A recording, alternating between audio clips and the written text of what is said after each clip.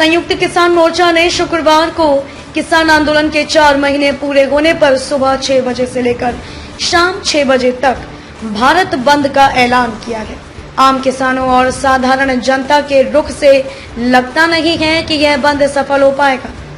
संयुक्त किसान मोर्चा ने यह भी पूरी तरह से स्पष्ट नहीं किया है कि शुक्रवार को सुबह 6 बजे से शाम 6 बजे तक क्या बंद रहेगा और क्या नहीं रहेगा। ऐसे में लोगों ने कयास लगाना शुरू कर दिया है कि क्या किसान आंदोलन अपनी अंतिम सांसें गिन रहा है।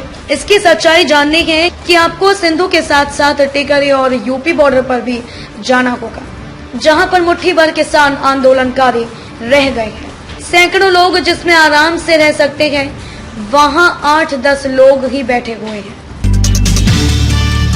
विधानसभा चुनाव असम, तमिलनाडु, पुडुचेरी, केरल में भी हो रहे हैं, लेकिन ऐसा प्रतीत हो रहा है कि चुनाव केवल बंगाल में ही हो रहे हैं।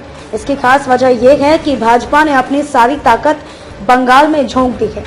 इसी के चलते बंगाल की चुनावी लड़ाई दिलचस्प और कांटेदार हो चुकी है। बीते दिनों प्रधानमंत्री नरेंद्र मोदी की परेड ग्राउंड में चुनावी रैली के बाद बंगाल में चुनाव प्रचार ने और तेजी पकड़ी है।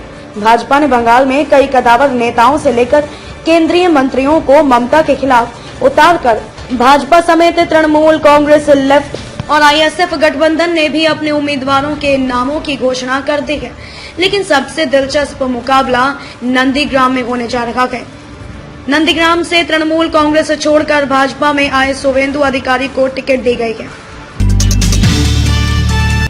पेट्रोल और डीजल की कीमतों में लगातार दूसरे दिन गिरावट दर्ज की गई। गुरुवार 25 मार्च को 4 महानगरों में पेट्रोल डीजल के दाम में बदलाव हुए। दिल्ली में पेट्रोल की कीमत 21 पैसे कम होकर 90 रुपए 99 पैसे प्रति लीटर से 90 रुपए 98 पैसे प्रति लीटर हो गई, जबकि 81 रुपए 30 पैसे प्रति लीटर से 20 पैसे घटकर 81 रुपए 10 पैसे प्रति लीटर हो गया। मुंबई में पेट्रोल और डीजल की संशोधित दरें क्रमशः 97 रुपए 19 पैसे प्रति लीटर और 88 रुपए 20 पैसे प्रति लीटर है।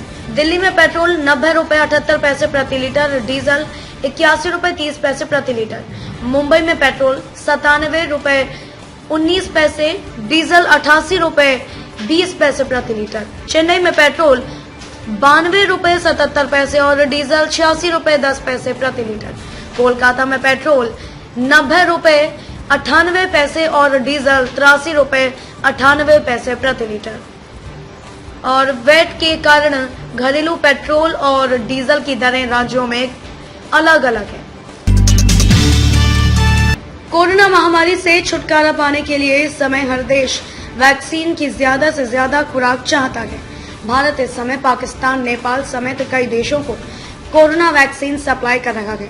हालांकि यूनिसेफ ने कहा है कि भारत की ओर से global alliance for vaccine and immunisation समझौते के तहत मार्च और अप्रैल में मिलने वाली कोरोना वायरस वैक्सीन की आपूर्ति में देरी होने की संभावना है। यूनिसेफ ने कहा, हम समझते हैं कि कोवैक्स सुविधा में दी जाने वाली कोविड-19 के टीकों की आगे की खुराक निर्यात करने के लिए लाइसेंस हासिल करने में झटका लगने के बाद कोवैक्स सुविधा में भाग लेने वाली निम्न आय वाली अर्थव्यवस्थाओं को कोविड-19 टीके की डिलीवरी में देरी की संभावना होगी। दरअसल कोरोना संक्रमण के बढ़ते मामलों को देखते हुए भारत सरकार ने वैक्सीन की घरेलू मांग पर ध्यान केंद्रित करने का फैसला किया है।